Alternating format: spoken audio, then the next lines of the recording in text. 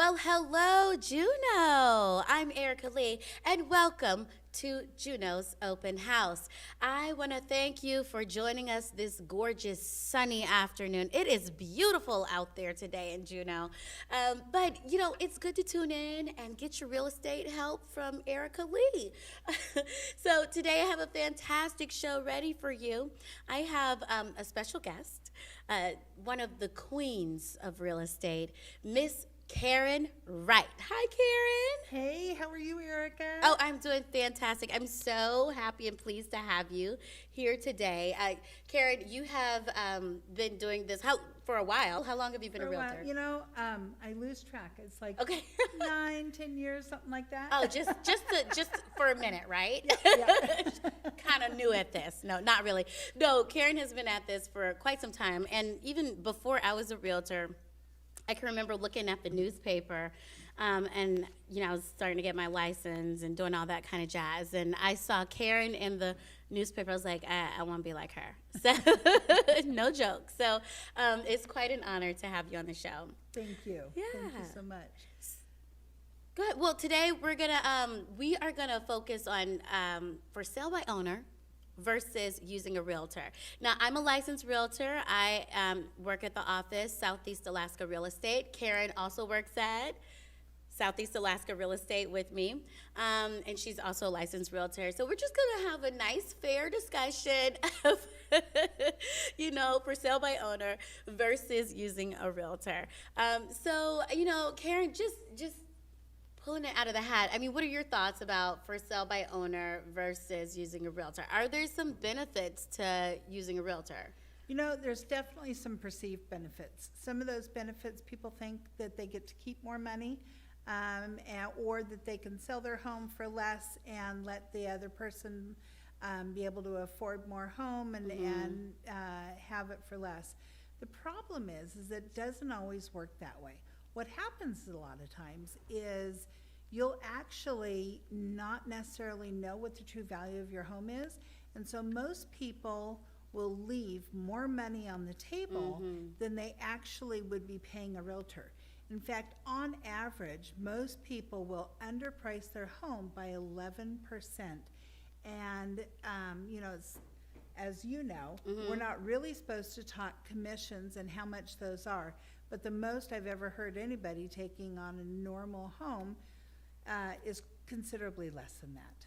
Yeah, absolutely. So have you have you ever had the experience of picking up a for sale by owner and, this person has had it on the market for ages, and you were able to sell it? Yeah. Absolutely. I had a customer who had been trying to sell their home for sale by owner for a year. Wow. And had not been successful. And we listed it and, in fact, had it sold within a month. Isn't that crazy? It is. But can you imagine having to sell a house for a whole year? Oh, yeah. No, because what happens is when you go to sell your home, one of the things that you've got to do, and if you've hired a professional, real estate professional, they're going to let you know about some of the things that you ought to be aware of and things that you have to pay attention to. Yeah. They're going to let you know, hey, you should have the house cleaned up. You should make sure that your valuables are put away. You should make sure that the medicine in the medicine cabinet is not just sitting out for anybody to be able to help themselves to, and some things like that you were not going to know as a for sale by owner. Now you will. However, that's not my whole bag of tricks. So there's a lot of things out there. And when you hire a professional, you're not just hiring somebody to put up a sign in your front yard and put your home on the MLS. There's a whole lot more that goes along with it. In fact, the last house I bought, second to the last house I bought, we bought as a for sale by owner home. And it was one of the most painful real estate transactions I've ever been through because they just don't know what they don't know. They have expectations that are necessarily not realistic. They don't understand the flow of it and how it goes and what happens. And here's a great example. I got a phone call about a month ago here, And I had some people that were looking at selling their home to a friend. And you know, that happens a lot where they say, hey, I'm going to sell my house. In fact, the house that I sold that was a for sale, or that I bought that was for sale by owner, it's exactly what it was. It was a friend. They were selling their home. I loved their home. I said, I need to buy this. Yeah. So they were like, well, I'm not going to hire a realtor because you're a realtor and we can get this done. And they'd been in business for a lot of years. These were professional people. They weren't in the real estate business, but they were in business. They knew a lot of things. Pretty savvy people and exceptionally intelligent. But buying and selling homes was not what they did on a daily basis. So there were just some things that they didn't know. So I get a phone call about a month ago, and their neighbor had tuned them on to me, and their neighbor said, so we just had our home, we had a free market analysis done on our home, and this is where we came in at. And the neighbor goes, oh yeah, we're gonna be selling our home, we've got a friend that's gonna buy it. And the reality is they were going to sell their home for $250,000 less Oh my gosh. than the regular market value. And I said, wow, you are such a good friend. Yeah. I mean, honestly, wouldn't you love it if a friend of yours said, hey, I'm going to sell you my home and take $250,000 off the price? That's amazing. I just didn't think that's necessarily what they wanted to do, though. Yeah, that is crazy. That's a life-changing amount of money. That's a huge amount of We're money. not even talking about $5,000, which is nice to have. That's a retirement. That's, That's a lot of money. Holy Yeah. cow. So, and that's what you find is that on average it's between an 11 and 14%, and this one was way outside of that realm. Yeah. So between 11 and 14% is the amount of money that someone underprices their home when they try to do a for sale by owner. But can we talk about people overpricing their home? Because that happens as well. It absolutely happens. They see their neighbor, they sold their home for $400,000, but this neighbor just painted their house. They have marble countertops. They have all these wonderful upgrades. And then this other person feels like their home is valued at the same amount. But one thing that you did check on or speak about is that people become numb to the way their home, the condition that their home is in. Absolutely. Like you can't smell the smells of your home, right? No, you can't smell the smells of a home. In fact, and everyone's home has its own smell. It does. And that's one of the things that when you hire a professional, if they're a true professional, they'll be honest with you. Yes. They'll be like, I love your dogs. I know you love your dogs, but not everyone wants to move in with your dogs or with their smell. Yeah. Or their fur. Or their fur. Right? Oh, absolutely. Absolutely. Okay, so Karen, I want to know, what do you think could quickly add value to a home? These are things that I don't want us to give away all of our secrets now, okay? But just something you could think of that could add value to a home. That's a great question. Yeah. One of the things that I tell my customers is if you are looking at doing improvements on your home and you want to spend a lot of money on the improvements, do them if you're going to live in the home. Do them if you're going to enjoy the home and spend the money that will bring you the most joy. But if you're looking at what improvements can you make to a home prior to selling the home, of course, each one is individual. You just have to look at the home to know what's good. But a lot of people, they're like, well, do I replace the carpet or do I keep the carpet? Somebody else is going to want to come along and maybe they don't want carpet, maybe they want hardwood flooring or solid surface flooring or things like that. And I say, fresh walls, fresh flooring are almost always going to pay themselves their dividends. That's going to be one of your biggest return on your investments. Yeah. If you have, and it's amazing. I just have to say, I love the way you put that, and I'm stealing that. Fresh walls and fresh flooring. Well, it is amazing when you walk into a home. So the last home I bought, I think it had been on the market 257 days. My gosh. 257 days. Well, for people, no, it was an estate sale. Oh, okay. And so it was the family, and they are trying their best to sell this home. Well, Grandma had lived in it and had passed away, And I don't think she passed away in the home, but she had lived in it and passed away, and it looked like a grandma house. I mean, we all know what a grandma house looks like. We all know what a grandma house smells like, okay? And this home had wallpaper, it had old flooring, it had Formica countertops that weren't in the greatest shape. It had old bathroom sinks and old, I mean, it needed a refresh. It looked like a grandma house. Yeah. And most people don't want that these days. Most people want to be able to plug and play. You know, they want to be able to move in and start living and enjoy themselves. People are busy. People don't have a lot of time to go in and redo. So this house, they put in fresh walls and fresh floors. And it's not something I'd recommend, but they actually painted over the wallpaper. Okay. Okay? Yeah. Not necessarily something I recommend. Okay, It's I not a agree good with you. idea, But they painted over the wallpaper, and honestly, it's something I can live with for a while until I have time and energy to replace the wallpaper Right. and repaint the walls. Yeah. But it made all the difference. And I think we were probably the first people to walk in after that changes had been done. And it had been on the market for 257 days. So the listing had gone stale. You know, nobody was looking anymore.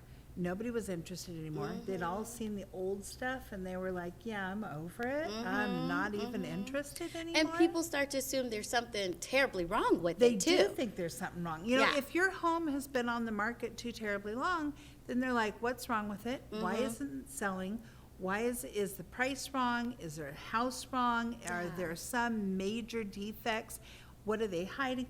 And that's another thing. I don't know about you, but when I take people into a home and maybe they have dogs, maybe they have cats, maybe they have a smoker, you know, we're gonna know those things and we're gonna be able to share with them, hey, these are some things you wanna take care of. Yeah. And smells are one of the most important things. It's huge. It's huge. Because And- it makes people, it gives that visceral feeling. Absolutely. I mean, people. they Yeah. say that the sense of smell is probably one of your strongest senses, and it goes straight to your brain.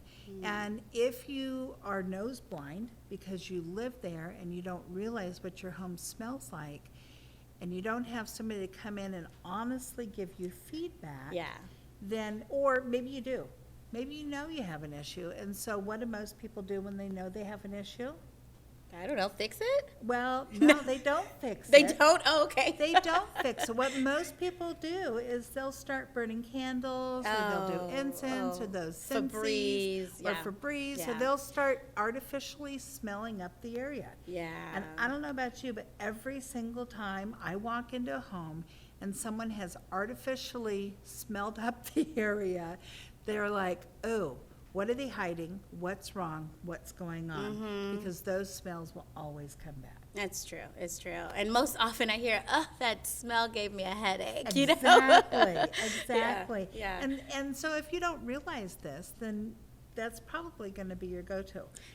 It's true. We're like an honest friend. Well, you know, You know? we're the only honest friend. Because most of your friends are going to be like, oh, it's fine. They're not selling your house, and they're not the ones with the money on the line. Okay. And they don't have the invested interest in making sure that you get the most money for your home and then it moves as quickly as possible.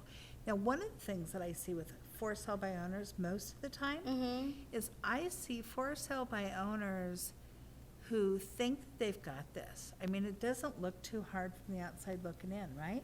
They think they've got this. But what are some things that you do when you list a home?